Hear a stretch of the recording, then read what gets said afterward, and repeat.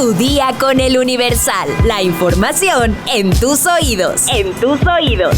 Hola, hoy es viernes 28 de agosto de 2026. El 43º maratón de la Ciudad de México se realizará el próximo domingo 30 de agosto. ¿Vas a participar? Si quieres saber qué comer antes de un maratón y qué desayunar el día de la carrera, no te pierdas el final de este episodio. Mientras tanto, ¡entérate! Nación.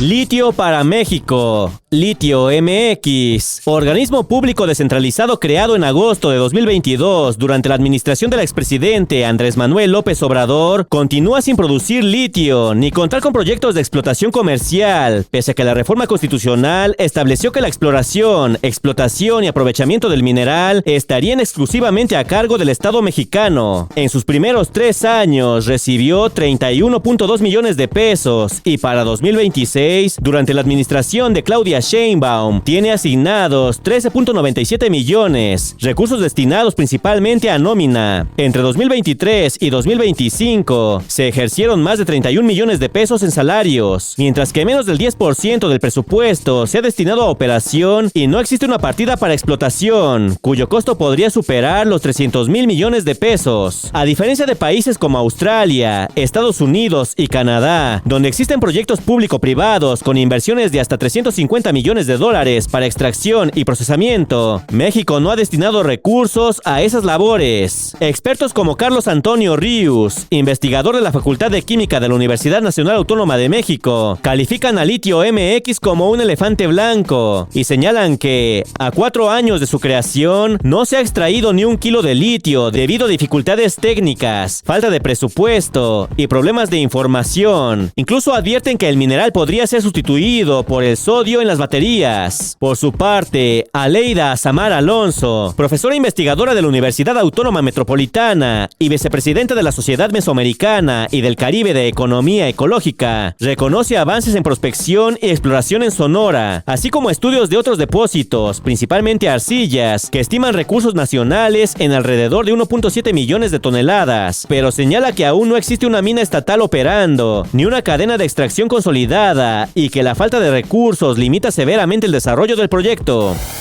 Mundo.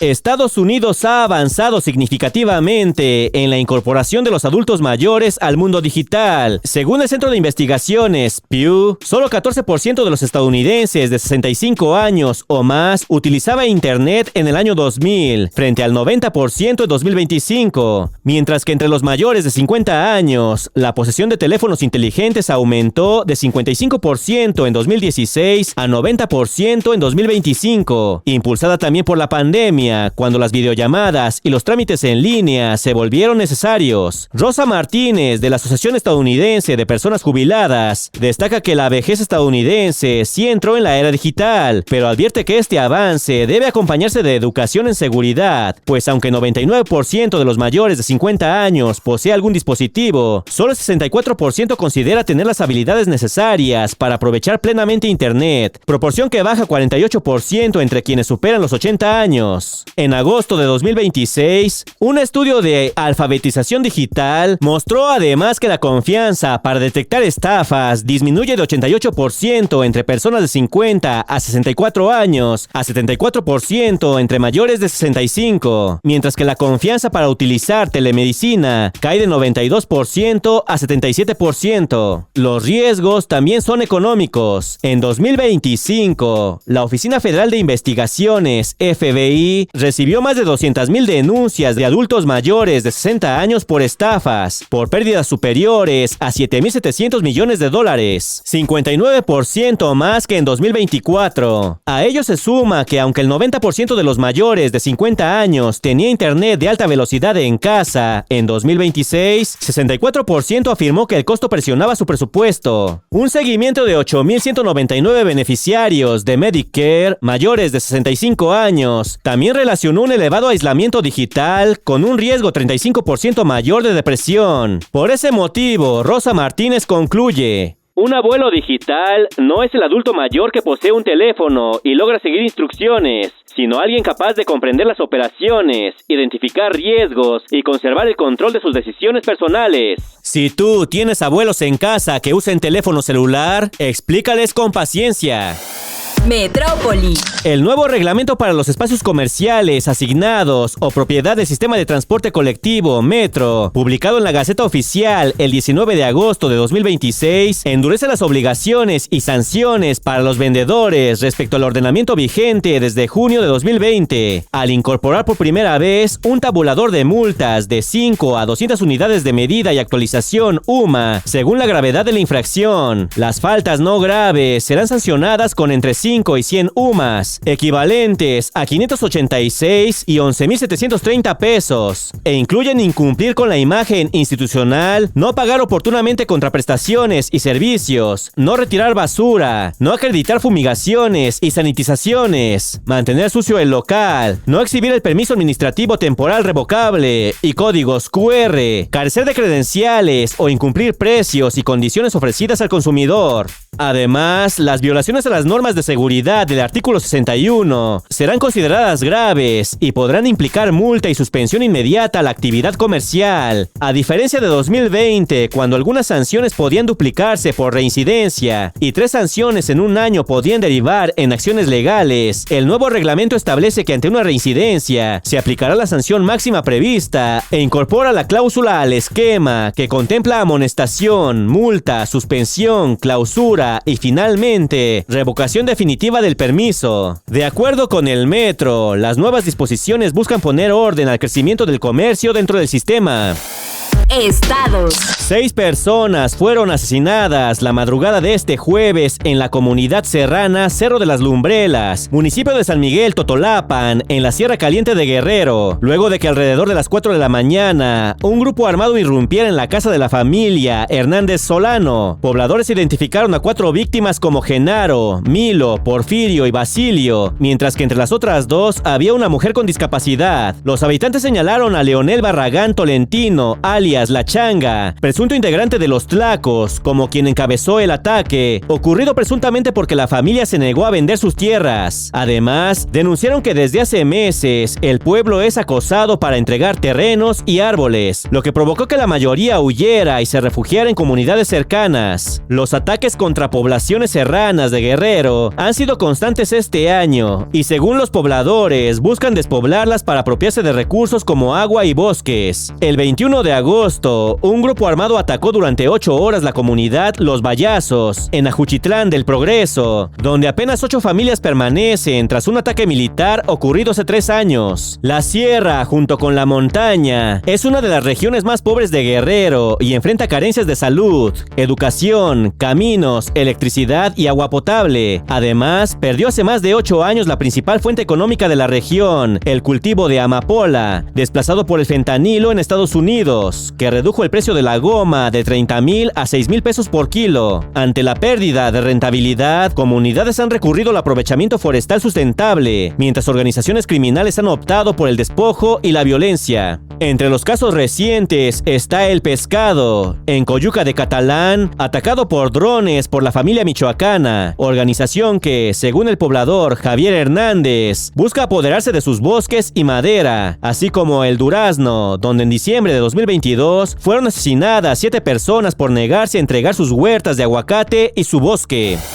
Deportes. México se colocó al frente del medallero del Campeonato Mundial de Remo 2026, celebrado en Ámsterdam, Países Bajos, al conquistar este jueves 2 medallas de oro y una de bronce. Kenia Lechuga, 3 veces olímpica, ganó el oro en school individual ligero, después de obtener la plata en Belgrado 2023 y bronce en Shanghái 2025. El podio lo completaron la rusa Maria Schopner y la neerlandesa Famke van de Vliet. Por fin campeona del mundo. Celebró Kenia Lechuga en sus historias de Instagram. El segundo oro fue para Ailín Ibarra y Melissa Márquez en doble scull ligero femenil, por delante de las griegas Pashalina Morautidou y Gabriela Lioliu. La tercera presea, el bronce, fue de Alexis López en single scull ligero masculino, detrás del griego Petros Kaidiatsis y el uruguayo Felipe Cluer Ferreira. El mundial concluirá el domingo 30 de agosto y hasta ahora México lidera el medallero con 3 preseas, seguido por Alemania y Grecia con 2 cada uno.